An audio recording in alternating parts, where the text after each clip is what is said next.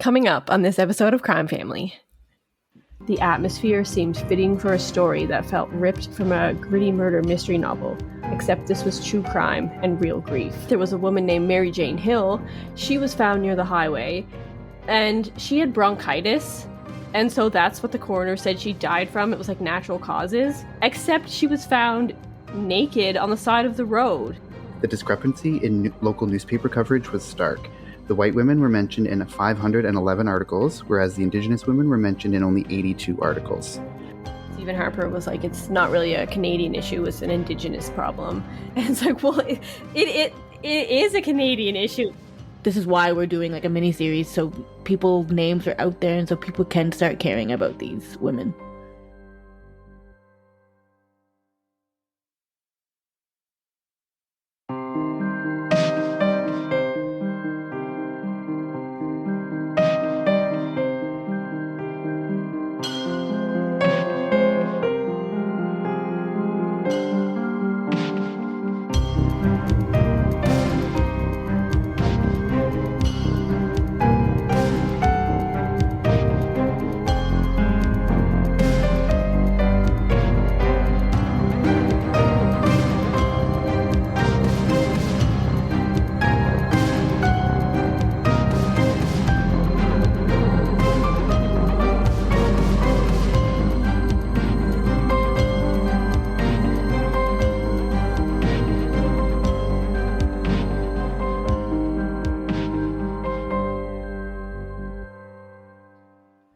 Hey everyone, welcome to Crime Family. This is our fourth and final episode in our mini-series of the murdered and missing Indigenous women in Canada.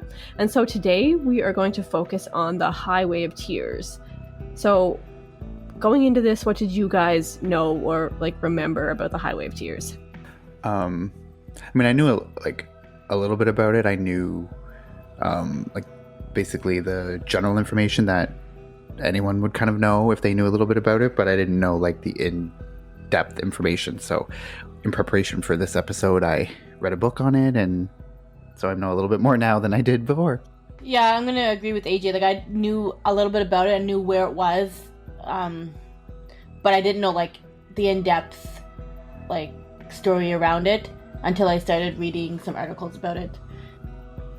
Okay, yeah, I was the same. So I'm just gonna kind of give a description and describe what the Highway of Tears actually is, just so everybody knows what we're talking about here. So the Highway of Tears is an approximately 725 kilometer stretch of highway that runs between Prince George and Prince Rupert, British Columbia. And it was dubbed the Highway of Tears because of the large number of Indigenous women and other women who have disappeared from this highway. The exact number is unknown, and RCMP say that it's around 18, but if you talk to Indigenous communities that are familiar with the highway, they say it's closer to 50. So this highway is surrounded by vast wilderness with sporadic communities scattered throughout. It's really remote, and it's very much underserviced. So at night there's no rest stops for hundreds of kilometers. There's no street lights. It's pitch black, and it's just you picture, just when you picture Canada, just the open wilderness, all forest, mountains. That's what it is. And there's just this highway that runs through. So it's super desolate. So while it is very remote and underserviced, it is an essential connection between all of the communities that are out there in that area. And because of its size and remoteness, bus service is very minimal, and in some places it's non-existent along the highway. And due to the marginalized populations that live in these communities, mostly Indigenous, a personal vehicle is really an unobtainable luxury for many of them, and so they resort to hitchhiking, and it's quite common, and it has been for decades along this highway. Like I said, there's very few places to stop in terms of rest stops or emergency services for long stretches of the highway, and even cell phone service is sporadic.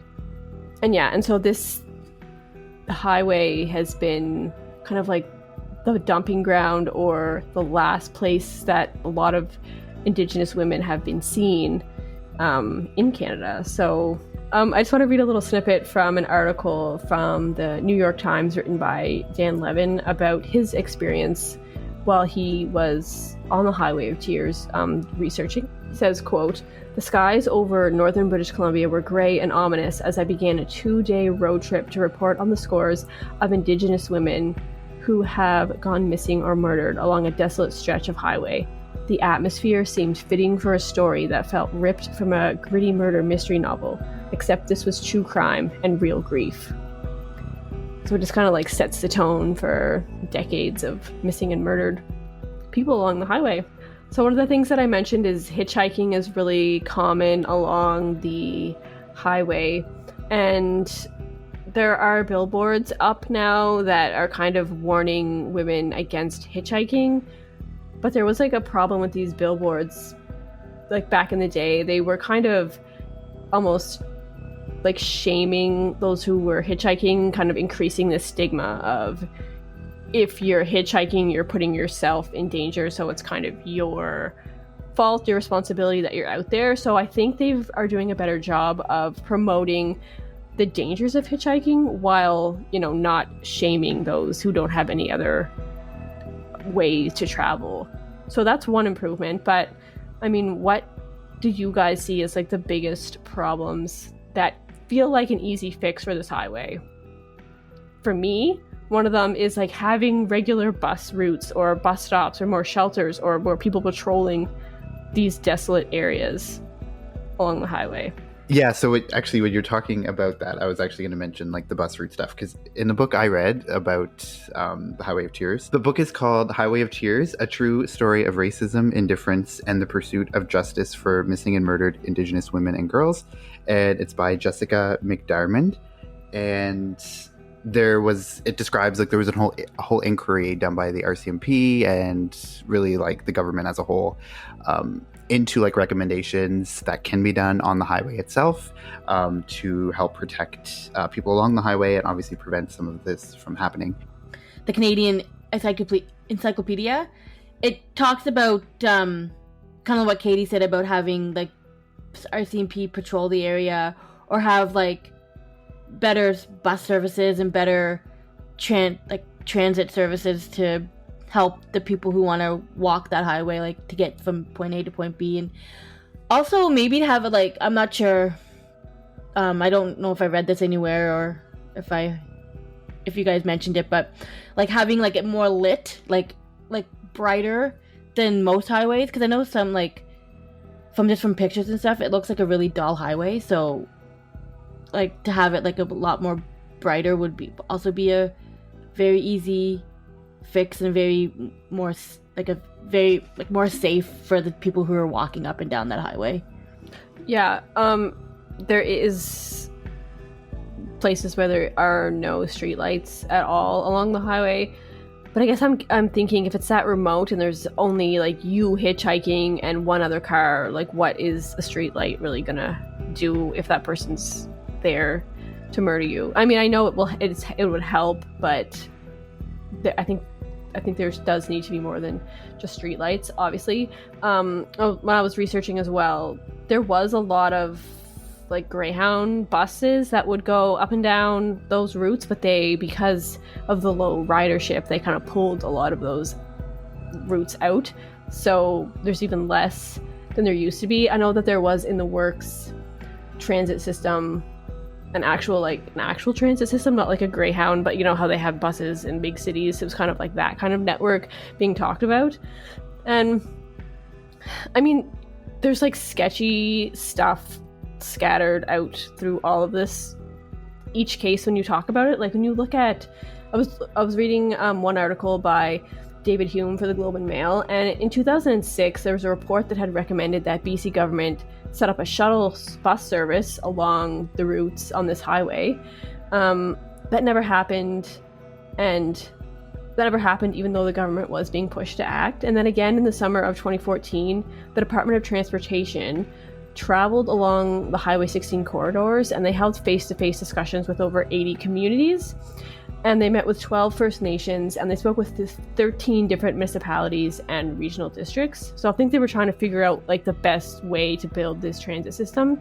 But then in November of 2014, there was like a Freedom of Information application asking for all government records that make reference to the issue of missing women along Highway 16 and specifically including records related to meetings held by the ministry on this issue. So even though there was all these meetings and like these plans were in place, for whatever reason, there was no records. Apparently someone had been going in and deleting all the emails and records of these meetings and communications. And one employee claims that he told his boss that there were records on Highway 16 and that his boss told him to delete everything. And then when he refused to do that, his boss went in there and like, quote, triple deleted everything off his computer. And his boss says that that's not true. He denies it, but then he did resign after he was questioned about this. So it's like, what is going on? Why don't they want people to know about these records that they have? So that's just like one sketchy step in all of this. Yeah, as you were talking about that, there was a lot of talk about that in the book that I read as well, the Highway of Tears book, about things being triple deleted from like computers, which is obviously, and then they described like triple deleting, like it's a very intentional act. It's not like you accidentally delete something.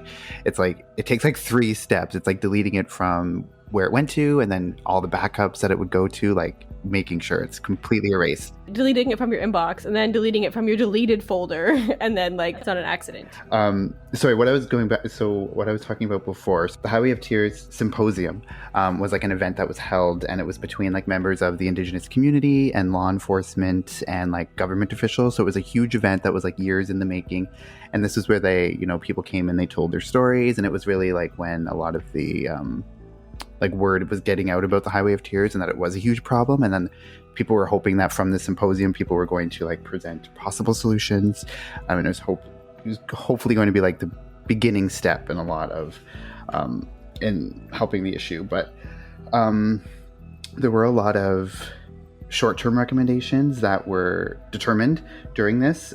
So kind of like a little bit what you said, there was like a shuttle bus to link each community along the entire highway, which might be helpful. So obviously preventing people from having to hitchhike as much. And then there was also an ask for increased RCMP patrols where it quotes, for a new policy whereby officers had to stop to check in with any girl or young woman that they passed hitchhiking and encourage her to find a safer way to travel. So it's basically just being more proactive, having the RCMP officers be more aware. And if they do come across somebody on the highway who's hitchhiking, and like also education too, like the symposium was really educational for a lot of people, and it was like being aware of the problem and then coming up with ways on how to remedy it. So that was one of the ways. Also Greyhound buses, like you guys mentioned, like having increased transit routes along there. Obviously that would be a huge help. Also, besides just RCMP officers, there was an ask for like public sector employees travel the highway more frequently and start like a female hitchhiker detection network, which would kind of be a way to like report where girls and women were hitchhiking and have more like check-in points along the route. So then it was like if they did go missing, there could be an easier trace of them. It's like, okay, this person was detected hitchhiking here and here. So just kind of having like a system sort of set up in that way. But obviously these things take money, they take coordination from a lot of different entities. So these were like suggestions, but then it was like putting them into action. And I think you need like government subsidies to help with these kind of things. So when I was talking about like Greyhound bus, how they were pulling services because like ridership had dropped like 50% or something. And it's like, well, that's a business. That's a company that makes money off driving people around. And if there's no business, then you can't expect them to be doing that while losing money, right? So somebody has to step in, like the government, to provide this money that, it's not going to make money, but it's going to help people along the way. So yeah, you definitely need more things like that, people stepping in, the government. And also, another thing about the highway itself, like one of the major issues is that there is very little cell phone service along these highways. So I just read an article the other day about providing more cell service to that area. The federal government and the provincial governments were supposed to like divvy out $4.5 million towards establishing cell service in this area, but and this like it go the entire route, so from Prince Rupert to Prince George would be the whole, like, have more cell service. So it'll the project will give residents a peace of mind knowing that they can reach out for help if they needed it. I don't know if it actually happened. I'm not sure if they actually put more self-service in there. That was just something back in April of 2021 when this article was released. But I didn't really go into much detail about it, but I know that they were planning on putting more self-service. Especially just to make people feel more comfortable. Because, like, have you ever... I don't know, if my phone dies and I'm out, like, downtown at the mall or something, I'm like, oh, you know, what do I do without my phone? Like, what if my car breaks down? What do I do? So I can't imagine being isolated completely on a remote road and have no way to contact anybody. So, yeah, I think that's definitely, like, an essential service that needs to be equipped out there. Yeah. And that was another thing. Yeah, that was another thing in the symposium that came up, was like installing emergency phone booths in these rural areas. So, like, because it's also too is like assuming the fact that everyone, because we all, like, you know, the indigenous communities, they are usually living in high rates of poverty. So to even assume that somebody even has access to a cell phone, you know, that might not even be a possibility. So even if there is cell service, like, they have to have a phone to connect to the cell service. So putting emergency phone booths along those highways too might be something that would be helpful. And also too, just something that came up in the symposium as well was just a suggestion that it kind of all starts with putting enough resources in the indigenous communities themselves, because then people won't have to travel outside their communities to get things like basic medical services. Like, a lot of these communities don't have any of that in their own community, so they're forced to go to other towns and stuff to get these basic things. So if you just put it in the community itself and make sure all communities are equipped with those things, like, you'll have fewer people traveling along these routes just to get those things too. Yeah, that's definitely a good point. And I also think about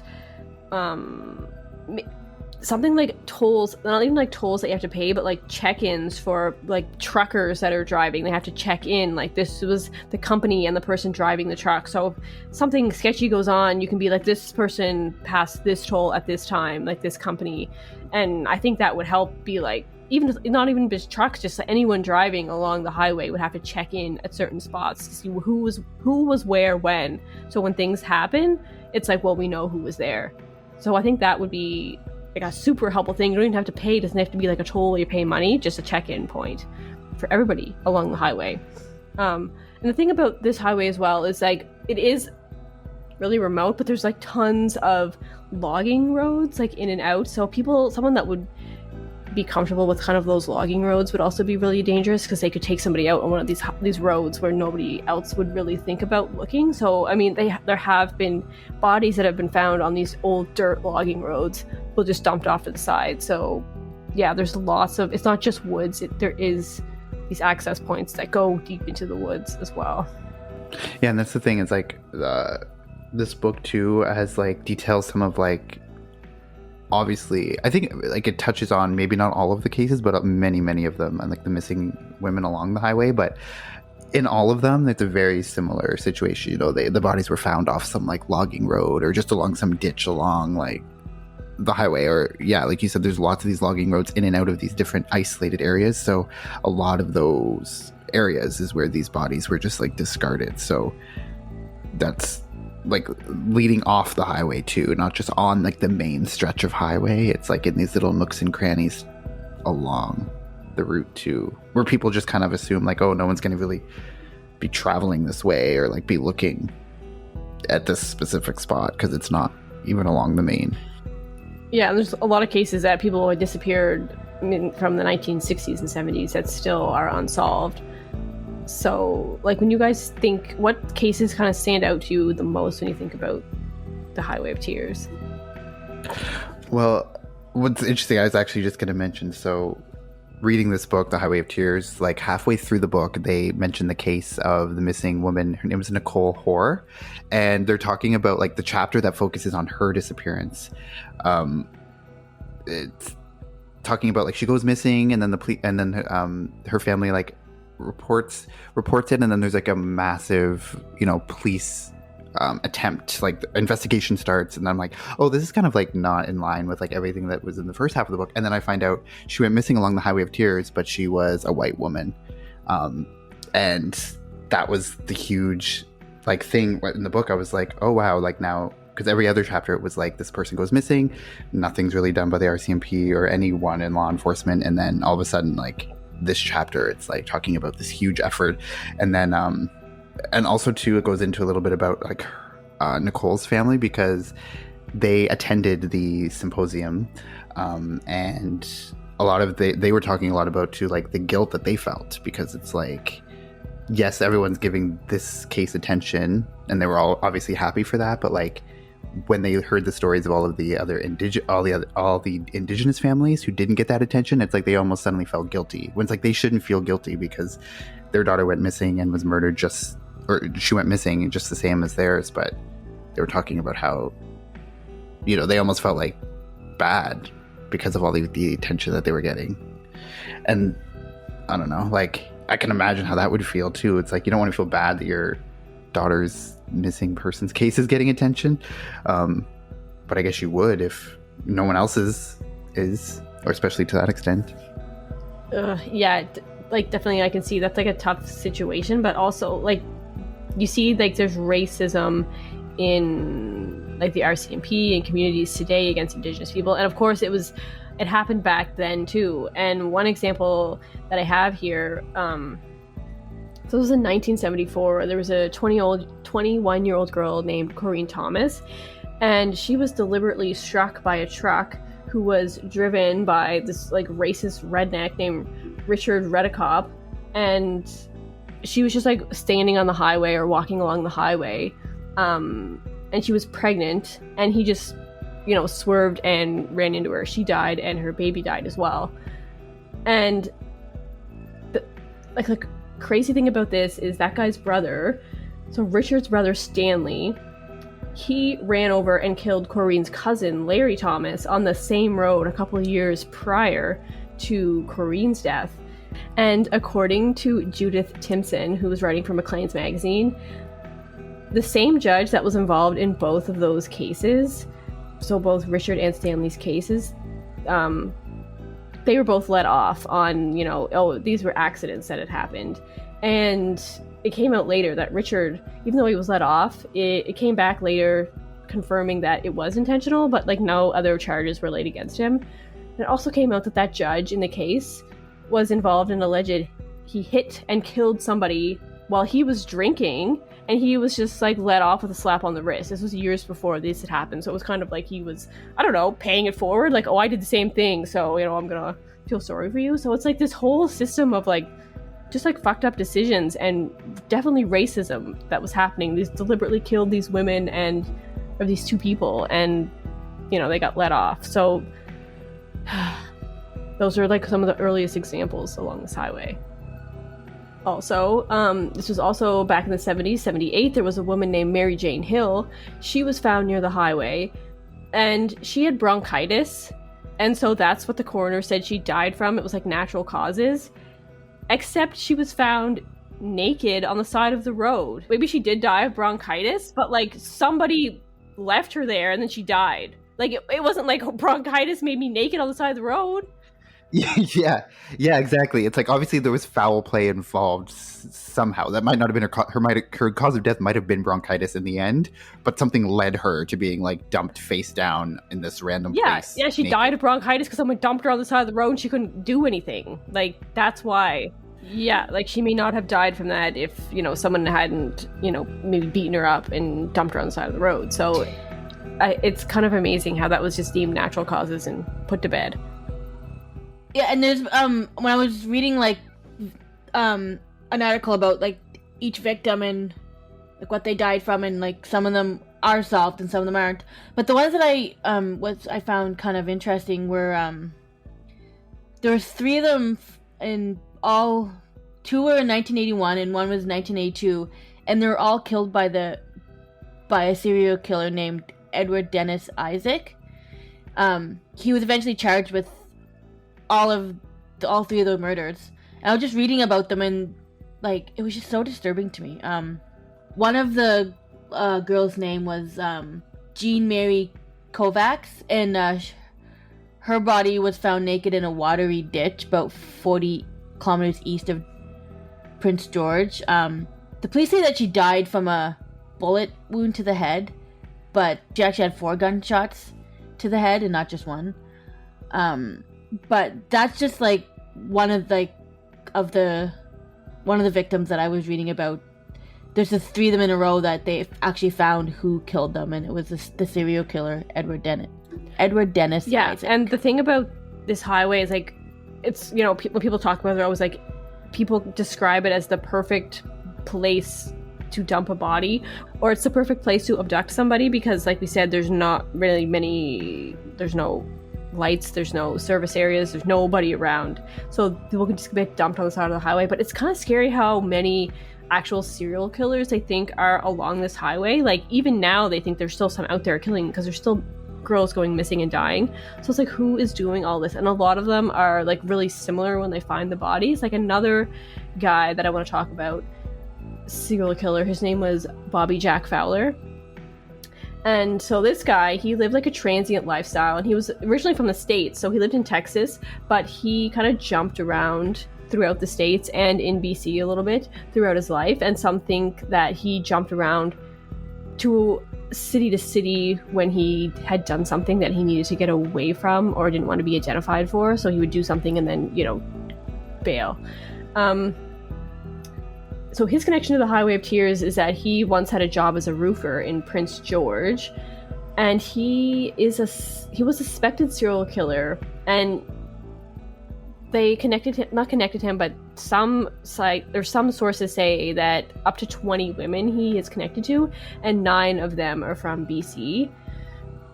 And he was only ever charged with 1 murder. He was caught when he actually tried to kill another woman. They were together in some motel or something, and he grabbed a rope and tried to tie her legs up, and he told her that she was going to end up in the ocean. She was able to like jump out a 2nd-story window. She was completely naked. She was yelling for help, and the cops were able to catch Bobby as he was packing up his car, getting ready to leave, and that's how they caught him, and his DNA matched a murder victim that they had found. So Bobby Fowler, he was one of those guys that would go to bars and like pick up girls a lot and take them back to hotels or motels. He'd also pick up hitchhikers along the highway a lot, and he would sexually assault them. And he said he believed that these women that he picked up, they wanted to be sexually assaulted, like that was kind of their goal for the night, and that was his rationale, I guess, to why he did it. So he died in jail in early 2000s, but his DNA is still like on record and being used when they find bodies to see if it matches anybody. He was convicted of killing Colleen McMillan in 1994, and he was a suspect for the murder of Pamela Dorrington and Gail Ways. And it's because, like, Colleen disappeared. She was hitchhiking. She was 16 years old, and she was found nude along the highway. And those other 2 women were also found in similar ways, so they feel like it's connected. But he's only ever been charged with 1. So, I mean, that's pretty scary. This guy was operating in the 70s.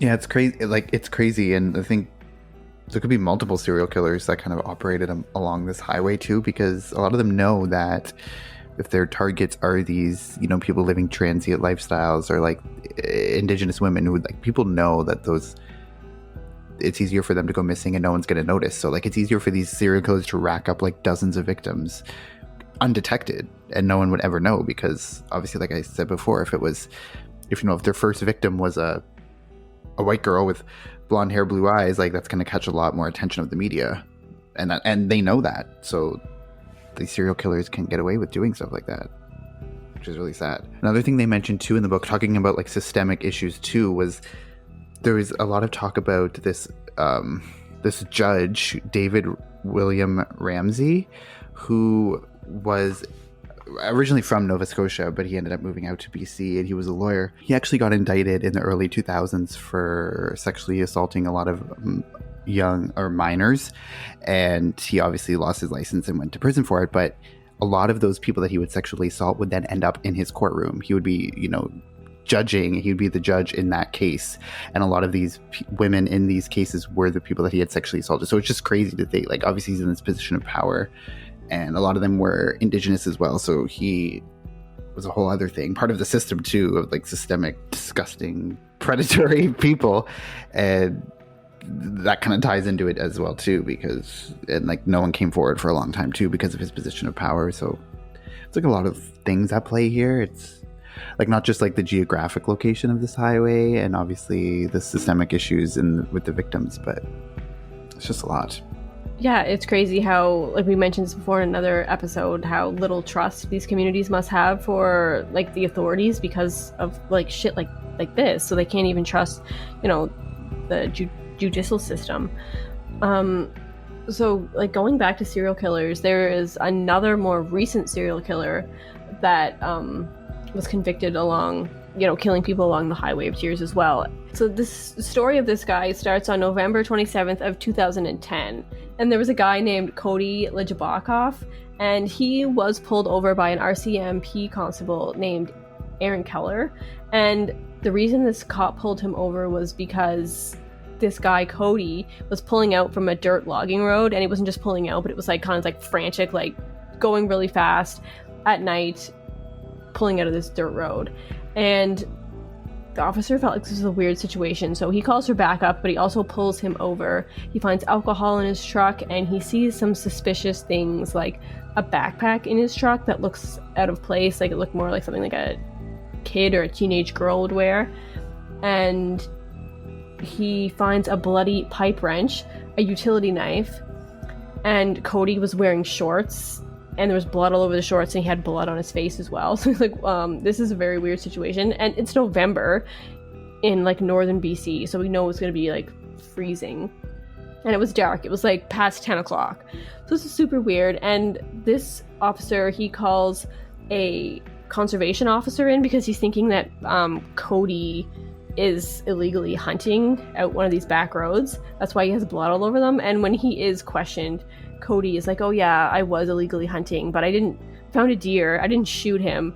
I took that pipe wrench and like bashed this deer over the head and then put him in my truck and then dumped him along the road. It's like, why would you go through all that trouble and not even keep a deer that you illegally went out and bashed in the head? Seems kind of weird. Cody didn't have an answer for this. So they go out and they're searching the ditches, thinking they're going to find this body of a deer, but they actually find 15-year-old Lauren Leslie, who, comes out later that Cody had murdered her. And he's arrested, and they're searching his house, and they find blood and DNA from other victims as well.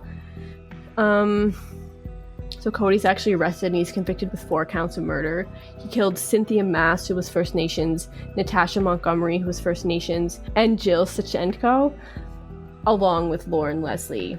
And all of them, except Lauren, lived that lifestyle, like the marginal lifestyle. They were into sex work, and they had drug addictions. Natasha's DNA was found in Cody's apartment on an axe that was stored in his closet, but her body was never found, but he was charged with her murder anyway. But the crazy thing about this is that this guy was only 20 years old. So he had murdered 4 people by the time he was 20. He started when he was 19, and he was caught when he was 20. So he's like one of Canada's youngest serial killers. So that's just like scary. This all happened in like the Prince George area of BC. It's crazy too, and I feel like this highway is like allowing these people to easily commit to these murders, many murders, for a long period of time. Or I guess in his case it was a short period of time, but like it's kind of like, I don't know, for lack of a better word, it's like a playground for these people. It's like they can like do these things, get very little attention, like no media coverage will come from these missing women, and like they can just go on their merry way without having to really like worry that they're going to be caught or something. So it's like crazy to me. Yeah, do you think most of these are done by serial killers, or do you think a lot of them are one-offs as well? Like, to me, I think you think of that road and like truckers and people that are traveling, a trucker could pick up a hitchhiker and then even kill her and then dump her like somewhere else in Canada, even like Ontario, even Quebec, that far. Like northern Ontario is also super remote as well, so they could dump them in Ontario, and there's no way to connect these. Even they might never even find them, but if they do, there's no way to connect them. So it's like I feel like a lot of that is happening as well. Yeah, I was thinking of that too. Yeah, I was gonna say, like, I think there's a lot more serial killers out there who have killed some of these innocent women, and it's kind of scary to think that they could still be alive, and like we don't know where they are or who they are. It's kind of sketchy. That's the thing too, like going into that, it's like that's why it's so hard to predict what the actual number of victims is, because like you said, they could be like murdered along this highway and then dumped anywhere along Canada, like anywhere in Canada along these routes, right? Like you said, if it was like a random trucker who's just driving cross country anyway and then just like dispose of the body anywhere. So there could be like hundreds and we don't even know, and no one's gonna, like, obviously if someone's found in like super rural northern Ontario, they're not gonna think to connect it back to the highway, you know? So, and especially if they find it like a long time after and the body can't be identified, it's just like one of those Jane Does, so they have no idea like who it even is. So Yeah, and it makes me think that there might be like a dumping ground somewhere out in the woods. If there is a serial killer, that's where they're dumping them, or like even like a ring of people that know about these back roads that this is where they dump them because no one's ever found them before. I think that kind of thing always creeps into my mind as well. Yeah, I wanted to mention that, like, back in 1981, when the investigations were started back in the 70s when this whole thing started, but like in 1981 to around 2005, the RCMP had organized this like conference to investigate the growing number of unsolved cases of murdered and missing women on Highway 16, and the officers, like, they were like 40 police officers and detectives from British Columbia and Alberta that attended this conference, and it was supposed to be a conference that included like reports of suspicious vehicles and the names of persons of interest, initiatives identified like prime suspects in like certain cases between 1981 and 2005, and they made up this project. It was called Project EPANA 2005, and it was like to find like it was supposed to be in response to some commonalities between the murders, and it was done on like 3 specific murders of 3 women. They were Alicia, Germaine, Roxanne Theria, and Ramona Wilson. This project was just to help investigators figure out like like I said, the commonalities of the women that are gone missing, and like how they went missing and how they were murdered and stuff like that. And they came up with EPANA because it was a name. It was named after like an Inuit word. So anyways, like this whole project had like 3 criterias when reviewing the cases of missing and murdered women. The 3 criterias were like the victim was involved in high risk activity that would expose them to danger, such as hitchhiking or being involved in a street trade like prostitution.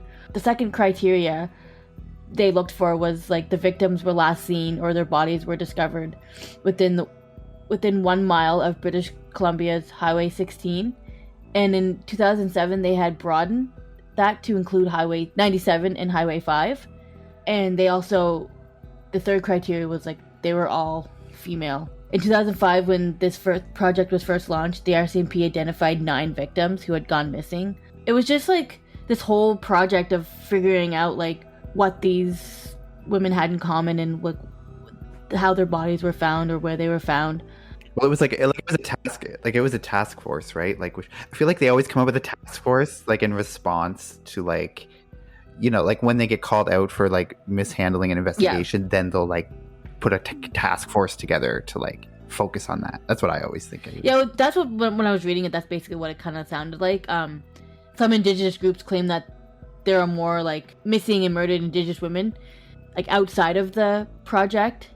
Obviously, like the project that they've only did it to 2005, so like since then there's been like lots more of cases. So I don't really think it didn't really work that well in my opinion. But I thought it was still ongoing. Like I don't know, maybe not EPANA, but they are still have like task forces out there investigating this kind of stuff, even though they have cut funding like multiple times. So it's like they're, you know, in appearance they're still working on it, but not as much as they probably should be.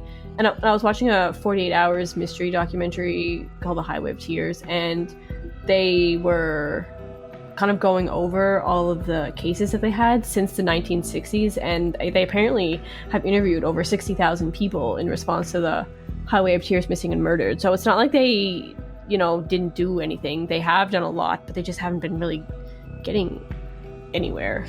And they got some people, but you know what I mean? Like, it's still an ongoing problem, so... And also, too, like we were talking a little bit before about, like, the government obviously has a huge part in it, too. Like, there's a part of this book here, too, where they talk about when Stephen Harper was prime minister. He pretty much came out and said, like quote him in the book, like, it's not high on our priority list. Missing and murdered Indigenous women is just not right now on our priority list. So then it was when Justin Trudeau became prime minister in 2015. He, within 6 months of being prime minister, he had, like, set up a new, like, I guess, a task force, and he, like, put a bunch of funding into the investigation to this again, and then that kind of dwindled over the years again. So was he actually legitimate in that, or, like, that was one of his promises, like, in his campaign, was to focus on that? So, like, it might have just been, like, an initial thing to, like, for appearance's sake, but, like, then the funding did dwindle after that as well. So the funding is nowhere near right now as to what it was before, like back even in 2015. Yeah, I remember watching one of these documentaries, and it did say Stephen Harper was like, it's not really a Canadian issue, it's an Indigenous problem. And it's like, well, it is a Canadian issue.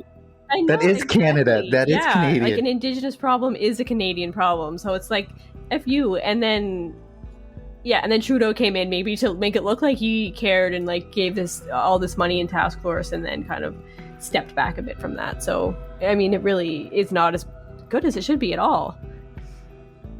And also, too, there was something in the book I wanted to mention, too, like, just about, like, the whole media piece again, like, talking about the media coverage. So I'm actually just going to read, like, a portion of this section of the book, because I want to make sure I, like, get it right. So I'm going to, like, read directly from the book, but it's from page 137 in the book by Jessica McDermott. So just so it says, Indigenous women and girls in Canada, although far more likely to be victims of violence, sexual assault and abuse, and homicide, have received less media coverage and less sympathetic coverage. In a 2010 paper entitled Newsworthy Victims, exploring differences in Canadian local press coverage of missing, murdered Aboriginal and white women, sociologist Kristen Gilchrist noted that previous research showed severe violence, especially murder, was considered newsworthy, and that crime against young and elderly white females was particularly so. Within news coverage, a hierarchy of female victims was evident, with a divide between those deemed good, innocent, and worth saving, and those considered bad, unworthy victims beyond redemption. And then a little bit later on, it goes on to say, so she analyzed news coverage of 6 cases of women who disappeared between 2003 and 2005. 3 were Indigenous and 3 were white. Otherwise, they were all of similar backgrounds, all attended school or were working, all maintained close connections with friends and family, and none had connections to sex work or were believed to be runaways. The discrepancy in local newspaper coverage was stark. The white women were mentioned in 511 articles, whereas the Indigenous women were mentioned in only 82 articles. When broken down to only count articles focused on the cases, the 3 white women accounted for 187 stories versus 53 stories about the Indigenous women. And the articles about the white women were longer and more likely to appear on the front page, and there were marked differences in how the victims were portrayed. In headlines, the Indigenous women were usually described impersonally or rarely by name, whereas the white women were referred to by their names in headlines, written as heartfelt, personal messages from the victims' friends and family to the women. So it just goes to show you, like, just from that small study of, like, 3 Indigenous women and 3 white women, like, the drastic differences in just that. It's crazy. And I believe every word of it, because, like, you just know. I feel like it's part of a thing now too, like, because it's much more known in, like, the widespread consciousness now that, like, it is a problem, and it hasn't been given much attention. So I think people just know that it's happening, and that they aren't given the same credit or the same coverage as missing white women. Yeah, and in the documentary that I mentioned earlier, the 48 Hours one called The Highway of Tears, it mainly focused on 2 cases. Both of them were not Indigenous. And the one they focused on the most was the case of Madeline Scott, who disappeared from Vanderhoof when she was camping at a party with her friends. They all left and she was there, and then they just never saw her again. And so that was the focus on this. They're talking about some suspects of this other woman in the documentary who was also not Indigenous. And they're like, yeah, we think that he killed her and also, 3 other women. They didn't even name these other women. And I'm pretty sure a couple of them were Indigenous, but they didn't even name them. It's like, the headline is these white girls went missing, but, these other ones could have been hurt as well. So it's just like, it was super evident in this documentary as well about what you just said. Yeah, and it's just like, they're just like a number, basically. They're just like, put like a case file number to their name. They're not like an actual person. And also too, like that, the thing I read too said that like the headlines about the missing white women were like, went into like, oh, there was such an amazing person, and then all their friends and family would speak about how an amazing person they are, and then like the Indigenous coverage was like, if they even said their name, that was a plus. They didn't really go into much about their background at all, or their, you wouldn't hear friends or family speak out about how great they were. Yeah, I was gonna say, like, even like when we were doing our own cases for this miniseries that we've done, like just finding like enough information on just like one case just to like get their name out there was even hard. Like there's like hardly anything on like most of these women, like who murdered them or like how they were murdered, and like it's so sad because like social media these days is so widespread, and you feel like there's so many different ways to like speak out about Indigenous women, but there's like nobody seems to care. But like this is why we're doing like a mini series, so the people names are out there and so people can start caring about these women. And also too, like a lot of stuff, like there's a lot of connections too, like obviously the Highway of Tears is in British Columbia, and then there's a lot of talk in the book about like the downtown east side in Vancouver. So there's like a lot of theories or something that a lot of these missing women they were hitchhiking, they got into a car, they ended up in Vancouver, and then just ended up in the downtown east side and like are somewhere still like in that. And obviously the downtown east side is notorious across Canada. It's like huge homelessness problem, huge drug problem, mental health, like all of that. So that's kind of tied in there as well. And then also there's a lot of talk in the book about Robert Pickton and like how early on into that investigation, a lot of the resources were strapped, and like a lot of police officers, RCMP officers were taken off of the Highway of Tears cases and then put onto the Robert Pickton case. Even that one took a long time for them to solve. But a lot of his victims too were like sex workers, like from the downtown east side.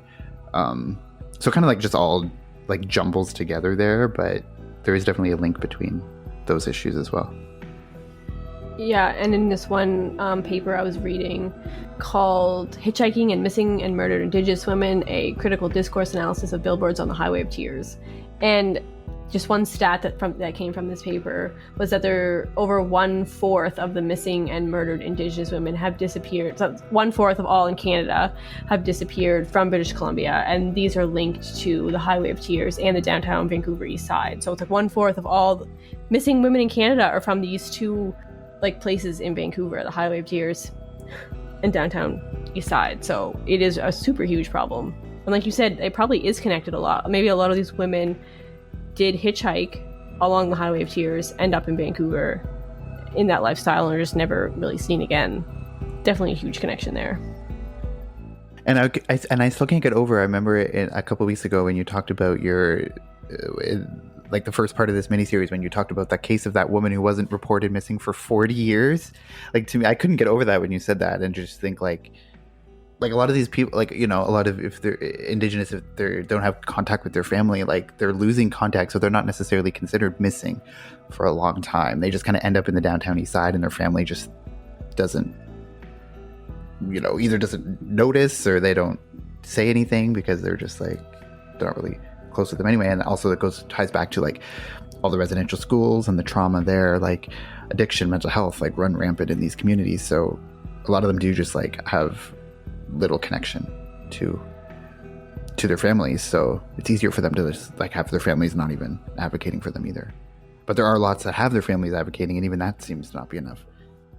Yeah, I was just like, I'm just saying, like, it's just so hard to like fathom like why, like, I can't get over why these women are not important enough. Like, I feel like if it wasn't for podcasts like us or like other podcasts out there who've done like this type of episode or like episodes on Indigenous women, like I feel like that's the only way people know about these cases, and that's really sad because people need to know about, well, not just like missing and murdered people, like about the Indigenous background and history of itself. Like we just had like a truth and reconciliation like day of like for Indigenous people, and like that's still not enough though. I feel like there still needs to be like a ton more to do about that, like learning about more, just more of like the injustice stuff.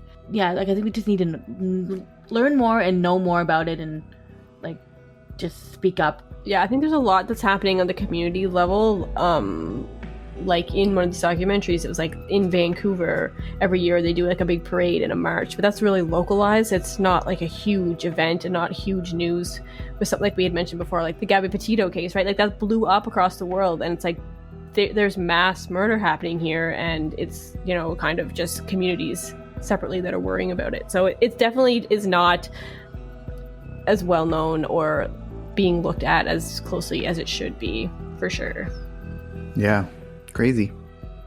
And we'll put some links in the show notes where you can find resources on information about the background of Indigenous peoples in Canada, and also the link to the website that includes a list of a lot of the missing and murdered Indigenous women and a little bit of their background, just so you can look more into any of those cases that are of interest to you.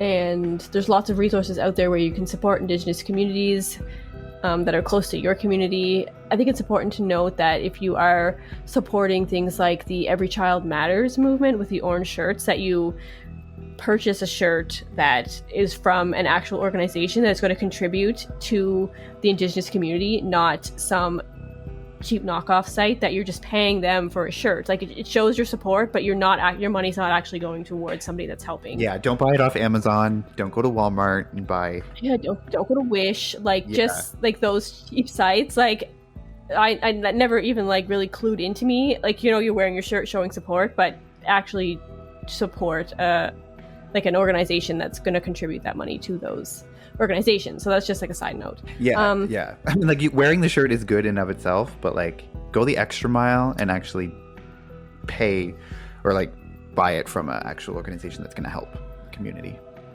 Yeah, and if ever you're going to donate money to anything, like make sure it's a legit organization that is doing what they're saying they're doing, and not some random like GoFundMe. Maybe. Yeah, like do your research. Yeah. There's lots of good stuff online.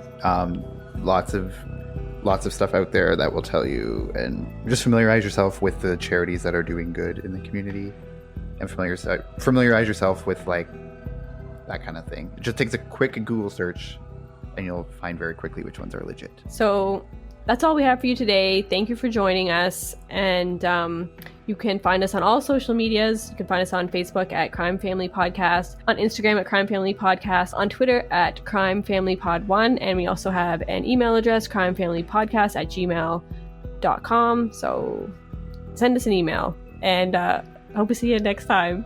Bye. Bye. Bye.